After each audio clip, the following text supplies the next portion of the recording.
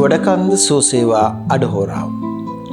සෑම සෙනසුරාදාකම සවස 2ට අපි ඔබේ ආලින්දයට පැමිණෙන්නේ ගොඩකන්ද සුවසේවා අඩහෝරාව සමග.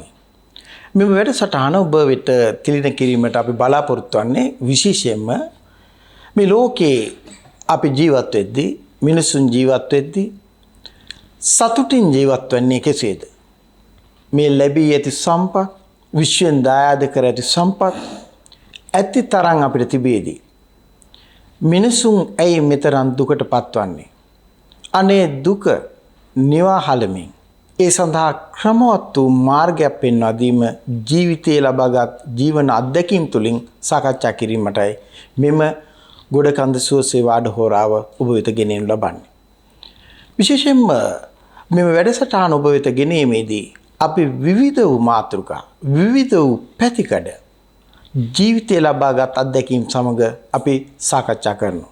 ඒ නිසා ඔබට ඊටාත්ම සමීප වැඩසටහනක් ලෙස මෙම ඉදිරියේ වැඩසටහන ඔබට ඉදිරියේදී ඔබට දැනේවි. හේතුව මේ ඔබට ජීවිතයේ අලුත් මාවතක් අලුත් පාරක් තෝරා ගැනීම සඳහා හොඳ තෝතැන්නක් වේවි. අද අපි ප්‍රථම මේ වැඩසටහනින් ඔබ සමග සාකච්ඡා කරන්නේ වාසනාව කෙනෙකුගේ ජීවිතයට කෙසේ බලපානවාද? ඒ පිළිබඳව සාකච්ඡා කිරීමයි අද මූලික වැඩසටහනෙන් අපි බලාපොරොත්තු වෙන්නේ. මේ වැඩසටහන දීර්ඝ කාලිනව ගෙනීම සඳහා අපි සමග සම්බන්ධ වෙනවා වෛද්‍ය ගොඩකන්ද මැතිතුමන්. එතුමාගේ ජීවිතයේ ලබාගත් අත්දැකීම් සහ පරිචය තුළින් එතුමා ගෙනහැර දක්වන කරුණු මම හිතනවා ඔබට විශේෂයෙන්ම වාසිදායක වේ තමගේ ජීවිතය සකස් කර ගැනීම සඳහා. එහෙනම් අද අපි සාකච්ඡා කරන්නේ කෙනෙකුගේ ජීවිතයට වාසනාව කෙසේද බලපාන්නේ කියයි. එහෙනම් ඊටමත් ආදරෙන් සහ ගෞරවයෙන් පිළිගන්නවා වෛද්‍ය ගොඩකන්ද මැතිතුමන් මේ වැඩසටහනට. අයිබෝවන් ගොඩකන්ද මැතිතුමන්. අපි කාලයක් නිහඬව ඉඳලා නැවත මේ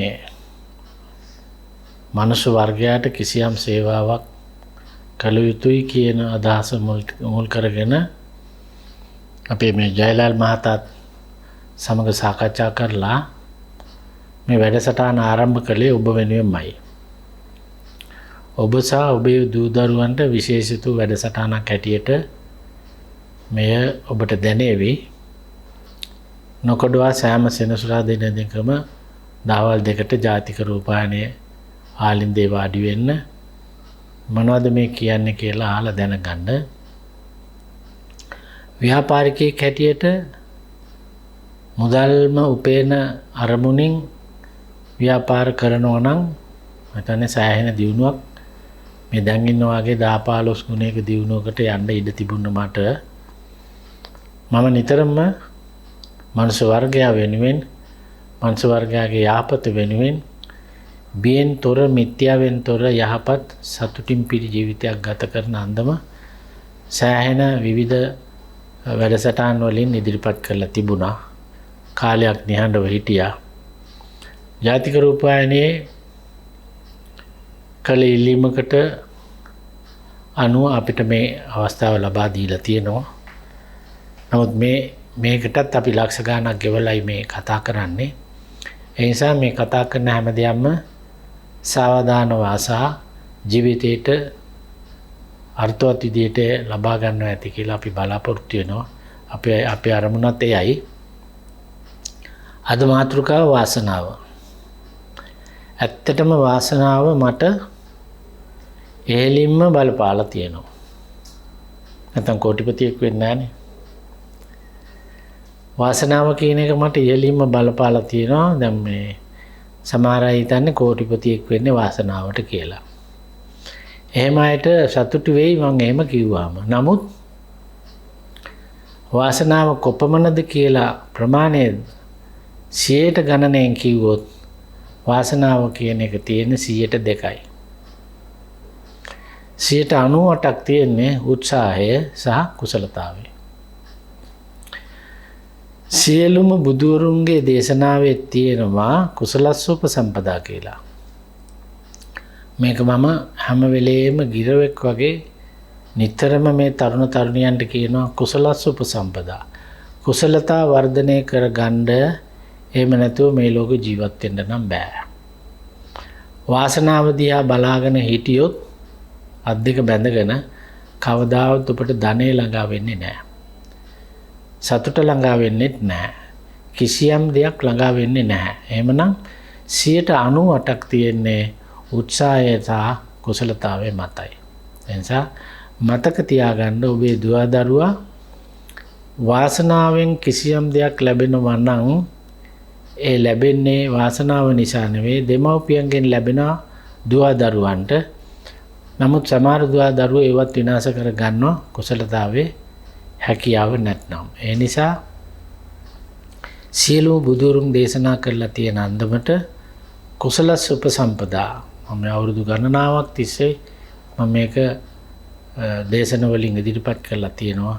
කුසලතා වර්ධනය කර ගන්න ඔබේ දක්ෂතාවය අනුව ඔබේ ඥානවල අනුව ඔබේ තාත්තා ඔබේ සීයා මොනවද කරේ අන්න ඒ අනුව යම්කිසි වෘත්තියක් තෝරාගෙන ඒ අනුව ඔබ ඉදිරියට ගියොත් ඉක්මනින්ම දියුණු වෙන්න පුළුවන්. එතකොට job satisfaction එහෙම නැත්නම් වෘත්තීයමය සතුටක් ලැබමින් ඒ දේ කරගෙන යන්න පුළුවන්. සමහර දෙමව්පියෝ නිතරම බලන්නේ තමාගේ පුතා හෝ දුව දොස්තර කෙනෙක් සහ ඉංජිනේරුවෙක් කරන්න. ඒක වාසනාවට සිද්ධ වෙන දෙයක් නෙවෙයි. ඉතින් බොහොම අමාරුවෙන් කෙනෙක් වෛද්‍යවරයෙක් වීම හෝ ඉංජිනේරුවෙක් වීම එයාගේ කුසලතාවයක් නැතුව කරනවා නම් ඒක ඊටාම බැරෑරුම් කාර්යයක්. එහෙම කරා කියලත් වෛද්‍යවරයෙක් කියන එක මගේ මනසින් නම් වෛද්‍යවරයෙක් කියන්නේ හැම වෙලේම දුක්ඛිත චරිත හම්බ වෙන දුක අඳෝනාව මැද ජීවත් වෙන පුද්ගලෙක්. නිකන් හොයලා බලන්න ඔබ ස්පිරිතාලයකට යන්න කැමතිද? නිකමඩට ලෙඩ බලන්නවත් යන්න අකමැති තැනක් නේ. එහෙම තැනක වෛද්‍යවරයෙක් මුළු පැය 24 ගෙවනවා කියන්නේ මොන තරම් දුකක්ද?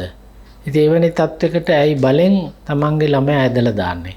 ඒක කැමැත්තෙන් කරන අයට ඒ වෛද්‍ය වෘත්තිය ඊටාත්ම උසස් දෙයක්. මොකද රජකම නැත්තම් වෙදකම කියලා ඔබ අහලා ඇති.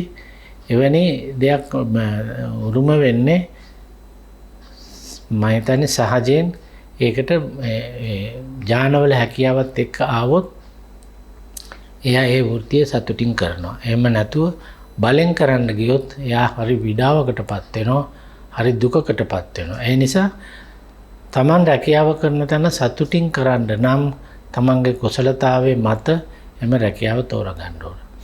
ඒ නිසා දුවා දරුවන්ට මම වැඩි මතක් කරන්නේ වාසනාව කියන එක නම් ගණන් ගන්න එපා. ඒ වගේම තමයි ග්‍රහපල වලින් එහෙම නැත්නම් වාසනාවන්ත ග්‍රහයන් ලැබනකන් ඉඳලා ඒ ග්‍රහය ලැබුණාට පස්සේ වාසනාව උදා වෙනවා කියන චරිත වලට මේ රැවටෙන්න යන්න එපා. ඒවා දැන් මිඩියාව මේ නවීන ලෝකේ කවුරුවත් බාරගන්නේ නැහැ. ඒ නිසා ග්‍රහ තාරකා වලටත් වාසනාව ගෙනත් දෙන්න බෑ. මොකද ග්‍රහයන්ගේ පීඨිම අනුවනේ වාසනාව ලැබෙන්න ඕන. අපි විශ්වාස කරන හැටියට බ්‍රහස්පති ලැබුවාම හොඳට මිල මුදල් ලැබෙනවා කියලා ජ්‍යොතිෂයේ කියනවා. නමුත් බ්‍රහස්පති ලැබනවා මම හිතන්නේ ඉන්න සෙනගෙන් 120කට 30කට බ්‍රහස්පති ලැබෙනවා. නමුත් හැමෝම දියුණු වෙන්නේ නැහැ. ඒ නිසා ග්‍රහයන්ට කිසි දෙයක් කළ නොහැකි බව බුද්ධ දේශනාවේ කියලා තියෙනවා. කිං කරිස්සanti තාරකා. තාරකා වලට කළ හැක්කේ කුමක්ද? ඒවා තියෙන්නේ ආකාශයේ. එතකොට අපි ඔය ගණන් හදන ග්‍රහයන්ට අමතරව තාරකා විශාල ප්‍රමාණයක් ආකාශය දිහා බැලුවම ඔබට පෙනේ. ඒ සියලුම තාරකා වලින් ඔබට අපලයක් හෝ සුබ කටයුත්තක් සිද්ධ වෙනවා කියලා විශ්වාස කරනවා නම් ඒ ඔය වාසනාව විශ්වාස කරන අයට තියෙන පිළිතුරක් තමයි ඒ. ඒ නිසා කිසිම තාරකාවකට කිසිම දෙයක් කළ නොහැකි. ඒක මතක තියාගන්න. අපි මේ தත්වෙටපත් වෙලා ඉන්නේ කිසිම තාරකාවක බලපෑමක් හෝ ඉල්ලීමක් කරලා යාතිකා කරලා පුද පූජා පවත්වලා ග්‍රහපල වලට සාන්ති කර්ම කරලා ලබාගත් කිසි දෙයක් නැහැ. ඒ නිසා ඒවට ගැති වෙන්නේ නැතුව බුද්ධ වචනයට මුල් කරගෙන කුසලතා වර්ධනය කරගෙන වාසනාව පැත්තකට තියලා උත්සාහවන්ත කාර්යශූර පුද්ගලයෙක් වෙන්න ඔබ විහිම්ම ඔබට පිහිට වෙන්න අත්තාහි අත්තනෝනාතෝ කොහිනාතෝ පරෝසියා. ඔබට ඔබේ පිහිට හැර වෙනත් කිසිවෙකුගේ පිහිටක් නැත. වාසනාව දිහා බලාගෙන ඉන්න එපා. දක්ෂයාට තමයි අර වාසනාවේ 2% ලැබෙන්නේ. ඒ නිසා ඔබ දක්ෂයෙක් වෙන්න, කුසලතාවපූර්ණ පුද්ගලයෙක් වෙන්න. හොඳයි. දැන් ගොඩකන්ද මැතිතුමනි, ඔබතුමා මේ ප්‍රකාශ කරනවා මේ ධෛර්යය, වීරිය, උත්සාහය, කුසලතාව මේ සියල්ලම තියෙන්න ඕන කියලා. මේ සමාජයේ දහසක් දෙනෙක් ධෛර්ය සම්පන්න වැඩ කරනවා, උත්සාහයෙන් වැඩ කරනවා, වීරවන්ත වැඩ කරනවා. මේ දියුණුවක්වත් වෙන්නේ නැහනේ. එතකොට මේකට මොකද්ද බලපාන හේතුව? ඔබතුමා කියපු දේ හරි. හොඟ දෙනෙක් උත්සාහ කරනවා, ධෛර්යවන්තයි, නමුත් වීරියවන්තයි, නමුත් දියුණු වෙන්නේ නැහැ. ඔය කළුගල් කඩන අය, නාට්‍යාමිලා දියුණු වෙන්නේ නැහනේ. කොච්චර මහන්සි වෙනවද? උදේ ඉඳලා රැ වෙනකම් මහන්සි වෙනවා. නමුත් දියුණු වෙන්නේ නැහනේ. කුසලතාවය කියන්නේ බර උසන එකක් නෙවෙයි. කුසලතාවය කියන්නේ කිසියම් කෙනෙකුට තවත් කෙනෙකුට කරන්න බැරි දෙයක් නිර්මාණශීලීව. නිර්මාණකරුවෙක් තමයි සැප විඳින්නේ. නිර්මාණකද බෙනිවැල් සබන් කැටේ අවුරුදු 110ක් සබන් වෙළඳපොලේ තියෙන කාලේ මට නිර්මාණයක් මතක් වුණා. බෙනිවැල් කියලා සබන් කැල්ලක් හදන්න ඕන කියලා. ඒක නිර්මාණයක්. ඒකට වැඩි මහන්සියක් නෙවෙයි උනේ. ඒක තමයි කුසලතාවය කියන්නේ. ඒකට ඒ වෙනුවෙන් සබන් කැටේ හදන්න නිකන් කෙනෙකුට බෑ. මුලින් වෛද්‍ය විද්‍යාව ඉගෙනගෙන ඉන්න ඕන. ඊළඟට ද්‍රව්‍ය ගුණ විඥානය දැනගන්න ඕන. කහ ගැන අඳුනා ගන්න ඕන. එතකොට වෙනුවෙල් ගැන කොහොම කියන්නේ මොනවද? කොහොම කියන්නේ ඉන්දියාවේ මිනිස්සු ජාතික වස්තුවක් වශයෙන් වන්දනාමාන කරන ගහක්. ඒක ගැන අධ්‍යයනය කරන්න ඕන. අන්න ඒකටයි කුසලතාවය කියන්නේ. එහෙම නැතු බර ඉස්සුවට මහන්සි වෙලා ගල් කැඩුවට කවුරුවක්වත් දිනු වෙන්නේ නැහැ. ඒ නිසා කුසලස්ස උපසම්පදා කියන්නේ කුසලතාවය. ඒක ටැලන්ට් එක.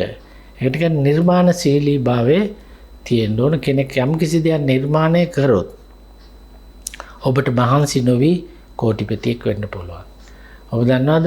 කොත්තු කඩයක් දාලා පොසත් වෙච්ච අය ඉන්නවා, කෝටිපති වෙනවා. පිට්සා කඩයක් දාලා කෝටිපති වෙච්ච අය ඉන්නවා. අනිත් අයත් කඩ දානවා, හෝටල් දානවා.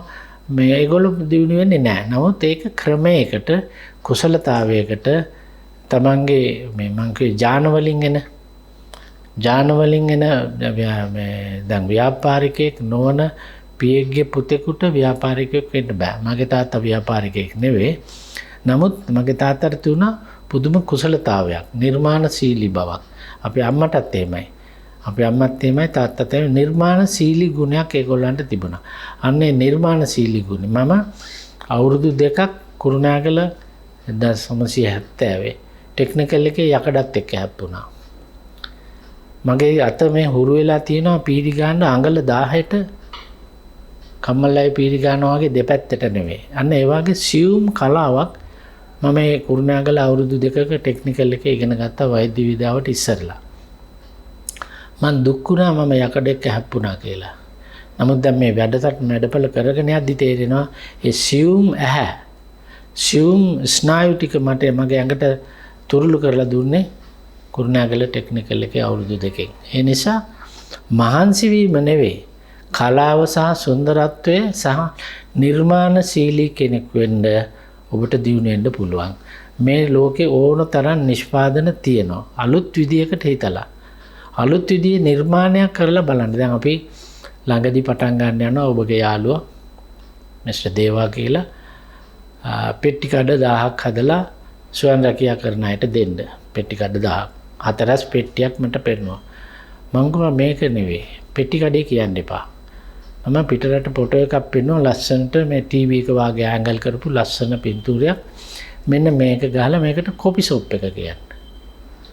පොඩක් නම වෙනස් කරලා අර හතරස් තියෙන නිර්මාණයේ පෙට්ටිය මම හාෆ් රවුන්ඩ් කරා. හාෆ් රවුන්ඩ් කරලා ලස්සනට දුමුරු පාට ගාලා කෝපි පාට ගාලා තින්ත ගාලා ලයිට් දාපම ඒක මේ ඉතාමත්ම සුන්දර විදියට දර්ශනීය අන්දමට අපි ඒක මේ මහනුවර මහදිසාපතිතුමාට පෙන්වන වෙලාවේදී එතුමාගේ ඉංජිනේරුවෙක් මම මේ කතා කරන්නේ මේ සිවිල් ඉංජිනේරුවෙක් ගැන. ඒ නිර්මාණය පෙන්වනවා මෙතුමාත් සතුටු වුණා මේක හරි ලස්සනයි පිට රට එකක් වගේ කියලා. අන්න ඒ වගේ කරන දේ අලුත් විදිහකට නිර්මාණශීලීව ඉදිරිපත් කරන්න ඔබ කෝටිපතියෙක් වෙනවා අනුමානයි. ඒ නිසා නිර්මාණශීලීත්වය තමයි දියුණුවේ රහස. එහෙම නැතුව බර වැඩ කරාට බර ඉස්සුවට ධෛර්යය තිබුණට කාටවත් දියුණු වෙන්න බෑ. ඔබ කුසලතාවයක් දරාගෙන නිර්මාණශීලී පුද්ගලෙක් වෙන්න. සෑම කෙනෙකුටම නිර්මාපකයෙක් විය හැකිද? මෙතන තියෙනවා ගැටලුකාරී තත්ත්වයක්. අපි ඉහළම මට්ටමේ කීප දෙනෙක් සාකච්ඡා කර වෘත්තිකයෝ කීප දෙනෙක් වෛද්‍යවරයෙක් ඉංජිනේරු ශාස්ත්‍රී. දැන් මේගොල්ලෝ ඉතාමත් අපහසුවෙන් ඉගෙනගෙන විශ්වවිද්‍යාල මට්ටමට පැමිණලා තම අධ්‍යාපන කටයුතු අතිසාර්ථක කරගෙන කුසලතාවේ ඉහළ මට්ටමින් ඔපනාංගාගෙන විවිධ වෘත්තීන් වලට එකතු වෙනවා. හැබැයි ඔහුට ඒ වෘත්තිය තුළ ඔහු කොටු වෙන පුද්ගලෙක් බවට පත් වෙනවා. ඒ ක්‍රාමුවත් තුළ තමයි ඔහුට කටයුතු කරන්න වෙන්නේ. වෛද්‍යවරයෙකුට සායනික කටයුතු වැනි කටයුතු වලට පමණක් ඔහු සීමා වෙනවා. ඔහුට නව නිපැවුමක් නව අභිප්‍රේරණයක් ලැබිලා ඔහු ඉදිරි කටයුත්තක් ඔහු කරන්නේ නැහැ. ඔහුගේ ජීවිතය සම්පූර්ණයෙන්ම කැප වෙනවා ඒ වෙනුවෙන්. මෙන්න මේ අයගේ තියෙන විශේෂ කුසලතාවය ඔප්නංවාගෙන නව ව්‍යවසායකෙක් බවට පරිවර්තනය කර ගැනීම සඳහා මෙන්න මෙවැනි නිර්මාපකයක් නැත්නම් අලුත් නිර්මාණයක් ඉදිරිපත් කළොත් ඔබට පුළුවන් සමාජ ඉස්සරහට යන්න කියලා. අන්න ඒ සඳහා අපිට පොඩි ප්‍රවිෂ්ටයක් ඔබතුමාගේ ජීවන අත්දැකීම් තුලින් ලබා දෙන්න පුළුවන්. ඊටමත්ම සංකීර්ණ ප්‍රශ්නයක් හැටියට පෙනුනත් සරලව පැහැදිලි කරනවා නම් වෛද්‍යවරයෙකුට අමතර ආදායම ඕන තරම් තියෙනවා. දක්ෂ වෛද්‍යවරු channel service එකෙන් එහෙම නැත්නම් channels මේ රෝගීන් අමතරව බලලා මම හිතන්නේ ලක්ෂ ගණනක් හොයනවා. එහෙම හොයන්නේ නැති වෛද්‍යවරුත් ඉන්නවා. හැමෝටම ඒ සල්ලි වලට තියෙන ආසාව එහෙම නැත්නම් මේ ධනවත් වීමට තියෙන ආසාව ඇඟට දෙන්න බෑ හැමෝටම. ඒක කුසලතාවය නෙවෙයි. කුසලතාවයෙන් සමහරු ඉන්නවා මට මේ ඇති. ලද දෙයින් සතුටු වෙනවා. ඒක හොඳ ගුණයක්. ඒ ලද දෙයින් සතුටු වෙන පුද්ගලයාට මේ වෛද්‍යවරයෙක් කියලා ලොකු දක්ෂයෙක් වුණා කියලා එහෙම අවශ්‍යතාවයක් උවමනාවක් නැහැ. ඒකට හොඳ උදාහරණයක් කියන්නම්. සම්මාන මහාචාර්ය කාල පොන්සේක මැතිතුමා. එතුමත් එක්ක මම ගුවන්විදුලියේත් මේ වගේ වැඩසටහන් ගණනාවක් කරලා තියෙනවා. එතුමා පුදුමාකාර දක්ෂ වෛද්‍යවරයෙක්. නමුත් කිසිම දවසක channel service එකකට ගිහිල්ලා ඉන්නව මම දැකලා නැහැ. සල්ලි පිළිබඳ එතුමාගේ කිසිම ආසාවක් තිබුණේ නැහැ. නමුත් එතුමා මම හිතන්නේ අනිත් සියලුම වෛද්‍යවරුන්ට වැඩිය මේ යහපත් ජීවිතයක් ගත කරලා තෘප්තිමත් ජීවිතයක් ගත කරපු කෙනෙක් හැටියට මට ඉදිරිපත් කරන්න පුළුවන්. ඒක සාධකයක් ඔබතුමා අහපු ප්‍රශ්න වලට. ඊළඟට කෙනෙක්ගේ රැකියාව කොච්චර දක්ෂ වුණත් එයාට මාර්ගයක් පෙන්විය යුතුයි කවුරු හරි. තමන්ට මාර්ගයක් ලබා ගන්න පුළුවන්. ඒක දක්ෂකමක්. එමෙ නිර්මාණකයෝ ඉන්න ඕන තරම්. හැමෝටම එහෙම පොහසත් වෙන්න බෑ. දක්ෂකම තව කෙනෙක් එක්ක වැඩ ගන්න පුළුවන්. මම හිතන්නේ නවලෝක මුදලාලි කියලා තියෙනවා. නවලෝක මුදලාලි මගේ ළඟ ඉංජිනේරුවරු කොච්චර වැඩ කරනවද? ඒ වගේ ඒ ඉංජිනේරුවෙක් තරමට නවලෝක මුදලාලි කෙනෙක් වෙන්න බෑ. ඒ ඇවිල්ලා සහජ හැකියාවක් වෙනම තියෙනවා. හැමෝටම එහෙම වෙන්න බෑ. නානත්ත් කායා නානත්ත් සංඥා. නමුත් කාලෝ පොන්සේකා මැතිණුන් කවදාවත් දක්ෂයෙක් වුණාට මුදල් පස්සේ යබාගේ නැතත් ජීවිතේ සුන්දර විදියට ගත කරා. ජීවත් වීමේ සුන්දරත්වයයි වැදගත්. කෝටිපතියෝ දිහා බලන්න එපා. කෝටිපතියෝ මන් දන්න තරමින් සතුටින් නම් නැහැ. මන් තරම් සතුටින් ඉන්න කෝටිපතියෙක් ලංකාවේ නැහැ. ඒ නිසායි මම මේ දේශනයක් පවත්වන්නේ. නැතු වෙන කෝටිපතියෙක් කන්න ගාලා දේශනයක් පවත්වන්න කියන්නකෝ. ඒගොල්ලෝ බිසි කාර්ය බහුලයි. මම එහෙම කාර්ය බහුල කෙනෙක් නෙවෙයි. මේ කාලේ යොදවන්නේ ඔබ වෙනුවෙන්. ඒ නිසා මේ විවිධාකාර ප්‍රශ්න වලට විවිධ විදියට මුහුණ දෙනවට වඩා හොඳයි ඔබේ ඥාන වලින් ඔබේ දෙමව්පියෝ මොනවද කරේ ඒ අනුව ඔබ ගමනක් ආරම්භ කරන්න. එහෙම නැත්නම් ඔබේ දක්ෂතාවයේ ඔබ පුහුණු කරපු දේෙන් ඔබ ගමනක් ආරම්භ කරන්න අන්න එතකොට ඔබට දියුණුවක් ලැබේවි. හැබැයි ගායකයෙක්ගේ පුතෙක් ගායකයෙක් වෙනවා හැර සංගීතයේ බැරි කෙනෙකුට කවදාවත් සංගීතය නම් පුරුදු කරන්න බෑ. අන්න ඒක හඳුනා ගන්න. දැනගෙන තමන්ගේ දෙමව්පියෝ ගැනගෙන තමන්ගේ සීයා මොනවද කරේ අත්තා කිරිකිත්තා මොනවද කරේ පරම්පරාව අයගේ මොනවද හැකියාව දැනගෙන යනවා නම් හරියම පහසුයි. කෙනෙක්ගේ හැමෝම වෛද්‍යවරයෙක් කරන්න ඉංජිනේරුවෙක් කරන්න උත්සාහ කරන්න එපා. කලාකාරයෝ දැන් මේ දවස්වල ඉස්සර නම් කලාකාරයෝ හිඟන්නෝ කියලා හිටියේ දෙමව්පියෝ සැලකුවේ. නමුත් දැන් කලාකාරයෝ කෝටිපතියෝ වෙලා ඉන්නවා. කිසි අවුලක් නැහැ.